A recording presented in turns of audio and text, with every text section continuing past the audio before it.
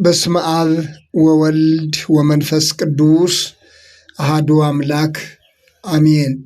ይህንን መልእክት የምትሰሙ ሁላችሁም በያላችሁበት ሰላም እግዚአብሔር ይብዛላችሁ። የሰላም አምላክ ልዑል እግዚአብሔር ስለዚች ዕለትና ሰዓት ክብርና ምስጋና ለእርሱ ይሁን። ሰኔ 21 ቀን የሚከበረውን በዓል በማስመልከት ጥቂት ሀሳቦችን እናያለን። ለምንድን ነው የሚከበረው የሚለውን እግረ መንገዳችን እናነሳለን። መልእክቱ ለሌሎችም እንዲደርስ ላይክና ሼር ማድረግን አትርሱ። ሰብስክራይብ ያላደረጋችሁና አዳዲስ የሆናችሁም ሰብስክራይብ በማድረግ እንድትጀምሩ በአክብሮት አሳስባለሁኝ። ሰኔ 21 ቀን ሕንጸተ ቤተ ክርስቲያን እየተባለ ይጠራል። ቤተ ክርስቲያን የተሰራችበት ዕለት ማለት ነው። በፊልጵስዩስ ከተማ በፊልጵስዩስ ሀገር የመጀመሪያዋ ቤተ ክርስቲያን በእናታችን በቅድስት ድንግል ማርያም ስም መታነጿን በተመለከተ የሚታሰብበት ዕለት ነው። እንደሚታወቀው ጌታችን ኢየሱስ ክርስቶስ ከማረጉ አስቀድሞም ሆነ ካረገ በኋላ ክርስቲያኖች ደቀ መዛሙርቱ አጠቃላይ በክርስቶስ ያመኑት በግለሰቦች ቤት እየተሰበሰቡ ይጸልዩና መንፈሳዊ አገልግሎት ይካፈሉ እንደነበረ የሚታወቅ ነው።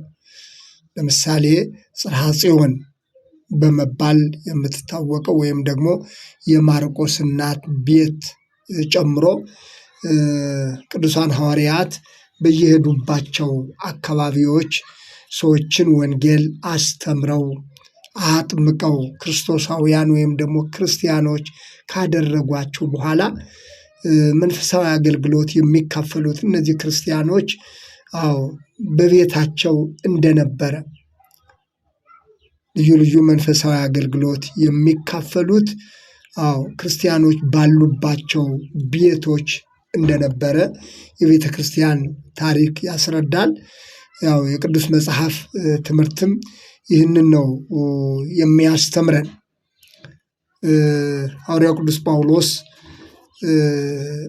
በመልእክቶቹ እንደገለጸው ለአቂላና ለጵርስቅላ ሰላምታ አቅርቡልኝ፣ በቤታቸውም ላለች ቤተ ክርስቲያን ሰላምታ አቅርቡልኝ በማለት የገለጸውን እናገኛለን። በተመሳሳይ ሁኔታ በሎዶቅያ ላሉት ወንድሞችና ለንፍሙን በቤቱም ላለች ቤተ ክርስቲያን ሰላምታ አቅርቡልኝ በማለት በስም የጠቀሳቸው ክርስቲያኖች አሉ።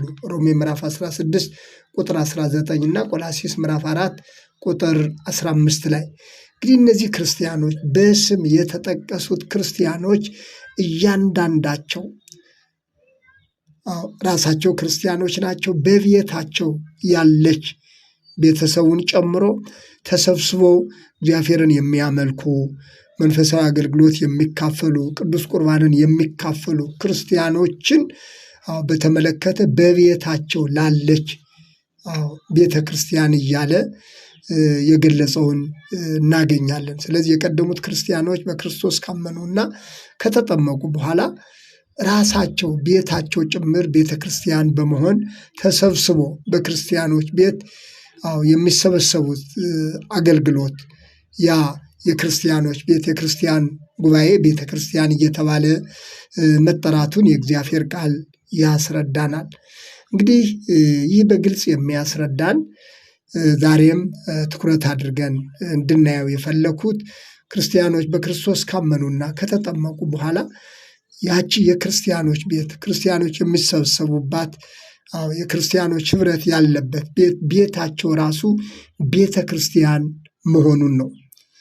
ስለዚህ በእጅ የተሰራውና ስርዓተ አምልኮ የሚፈጸምበት ቤተ ክርስቲያን ከመሰራቱ እንዳሁኑ በየቦታው ቤተ ክርስቲያን ተሰርቶ እንደምናየውና እንደምናገኘው ተሰብስበን እንደምናመልከው እንዳሁኑ በየፈለግንበት አካባቢ ሂደን እንደምናመልከው ሳይሆን በወቅቱ የነበሩት ክርስቲያኖች ራሳቸው ቤታቸውን መንፈሳዊ አገልግሎት የሚፈጸምበትና ቅዱስ ቁርባን ጭምር የሚፈጽሙት በክርስቲያኖች ቤት እንደነበረ የእግዚአብሔር ቃል ያስተምረናል። የቤተ ክርስቲያን ታሪክም ይህንን ያስረዳል።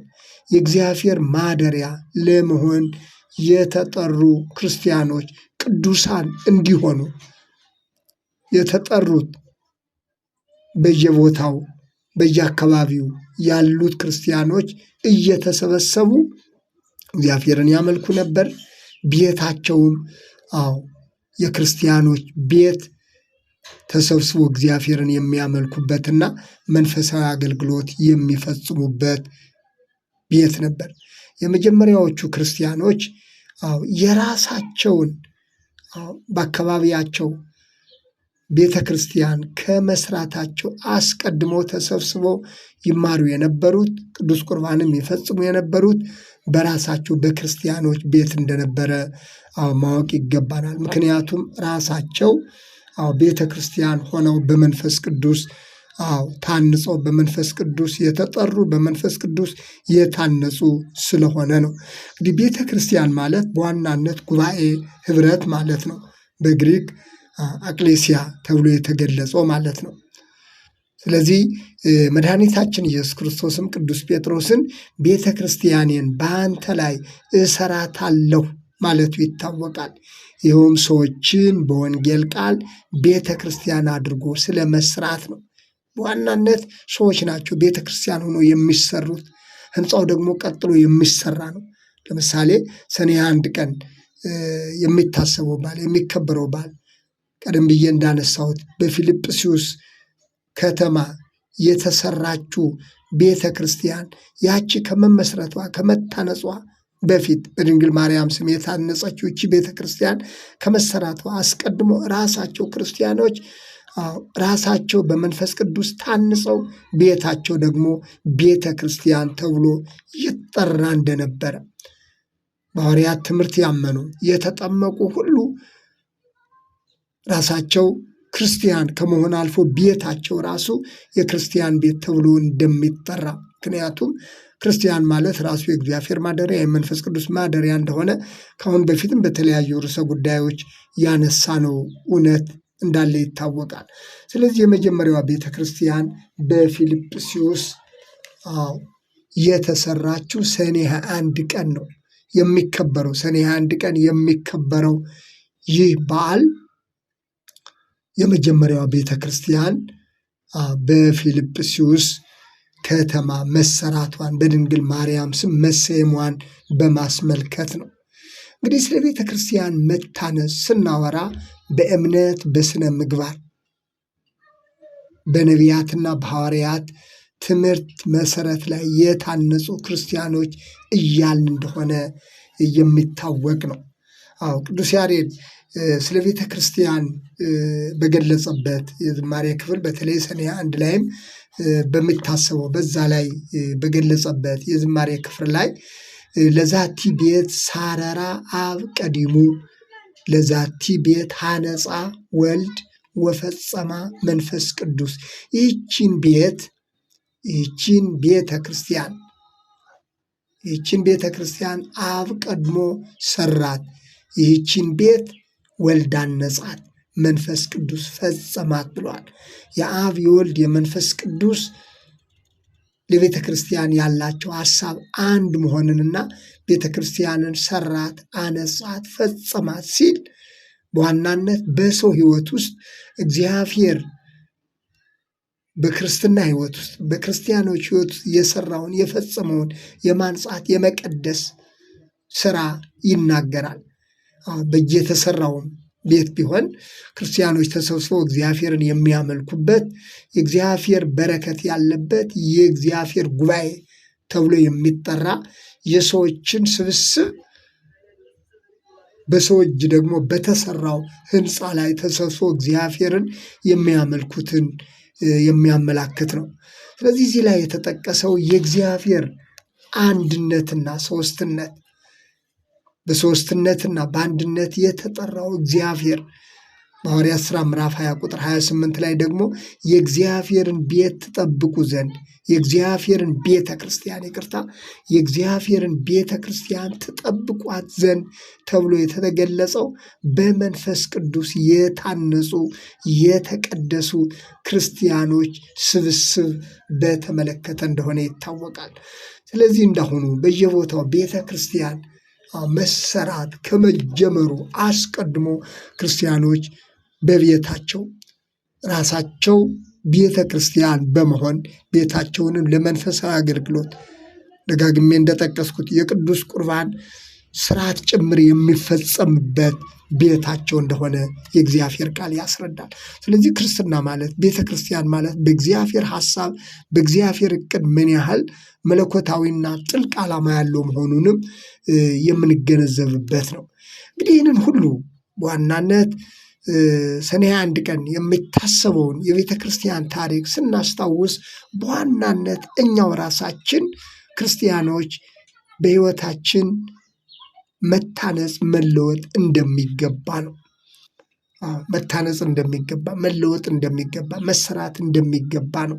በመንፈሳዊ ሕይወታቸው ያልታነጹ ቅዱስ ሥጋውንና ክቡር ደሙን ያልተቀበሉ ብዙ ሰዎች ለንስሐ ሕይወት እንኳ እንግዳ የሆኑ በጣም የሚገርመው ነገር በዚህ ዘመን ክርስትናን እንደ ቀላል አድርገን የምናይ ሰዎች ክርስትና ማለት ከግል ሕይወት የሚጀምር መሆኑ በየቦታው ለሚሰሩ ህንፃ አብያተ ክርስቲያናት ከፍተኛ ትኩረት የሚሰጡ ጉልበት ጊዜ የሚሰጡ ከፍተኛ ዋጋ የሚከፍሉ ነገር ግን በመንፈሳዊ ሕይወታቸው ለክርስትና እንግዳ የሆኑ ብዙ ሰዎች በዘመናችን ይታያሉ። ቅዱስ ሥጋውና ክቡር ደሙ ለነሱ እንግዳ የሆነ የንስሐ ሕይወት ማለት ለነሱ እንግዳ የሆነ ባለማዊነት መንፈስ ባለማዊነት ሕይወት የተያዙ ነገር ግን ቤተ ክርስቲያንን ለመስራት ቀንና ሌሊት ቀና ደፋ የሚሉ ብዙ ሰዎች አሉ። ወገኖች ምን ያህል የተሳሳተ ግንዛቤ ውስጥ እንዳለን የሚያስረዳ ነው። የቀደመችው ቤተ ክርስቲያን ራሳቸው ክርስቲያኖች በቤታቸው ጭምር ቤታቸውን ቤተ ክርስቲያን አድርጎ የተገለገሉ መንፈሳዊ አገልግሎት የገዛ ቤታቸው ቀደም ብዬ እንደጠቀስኩ እንደነ አቂላና ጵርስቅላ የተባሉ ባልና ሚስቶችን ጨምሮ ሌሎችንም መጥቀስ ይቻላል። በዚህ ዘመን ግን ቤተ ክርስቲያን በጉልበታችን በገንዘባችን የምንሰራውን ያህል እኛው ራሳችን ቤተ ክርስቲያን መሆናችንን እንኳን መርሳት ምን ያህል ከባድ ነገር ነው ወገኖች፣ ምን ያህል መንፈሳዊ ውድቀት ነው። ቤተ ክርስቲያን እየሰራ ራስ ካልተሰራ ቅዱስ ሥጋውና ክቡር ደሙ የሚፈተትበት ህንፃ መሰራት አለበት፣ ስርዓት አምልኮ የሚፈጸምበት ቤተ ክርስቲያን መሰራት አለበት እያልክ እየተጋ ነገር ግን ራስህ ከንስሐ ሕይወት ከቅዱስ ቁርባን ርቀህ ክርስቲያን በሚል በአጉል ልማድ መኖር ትልቅ መንፈሳዊ ኪሳራን የሚያስረዳ ነው። ስለዚህ ስለ ቤተ ክርስቲያን ስናስብ ሕንጸተ ቤተ ክርስቲያን እያልን ቤተ ክርስቲያን የተሰራችበት ዕለት እያልን ሰኔ 21ን ቀን ስናስብ ቤተ ክርስቲያን ማለት ክርስትና ማለት ራሳችን እንደሆነ ከተሰራው ህንፃ በላይ እኛው ራሳችን የራሳችን ቤት ጭምር ቅዱስ ሥጋውና ክቡር ደሙ ይፈተት እንደነበረ የቀደሙትን የክርስቲያኖች ሕይወት ታሪክ ስናስብ ዛሬም ሁኔታዎች ምቹ ስለሆኑ በየቦታው በየአካባቢው ድንቅ የሆኑ ውብ የሆኑ ህንፃ አብያተ ክርስቲያናት ስላሉን እንጂ ክርስትና ማለት ቤተ ክርስቲያን ማለት ከግል ሕይወታችን ከራሳችን ሕይወታችን ከቤታችን የሚጀምር መሆኑን በጣም ልናስብ ይገባል። ክርስቲያን ሆኖ ሥጋው ደግሞ የማይቀበልባት ቤተ ክርስቲያን ያለች በእኛ ቤተ ክርስቲያን ውስጥ ነው።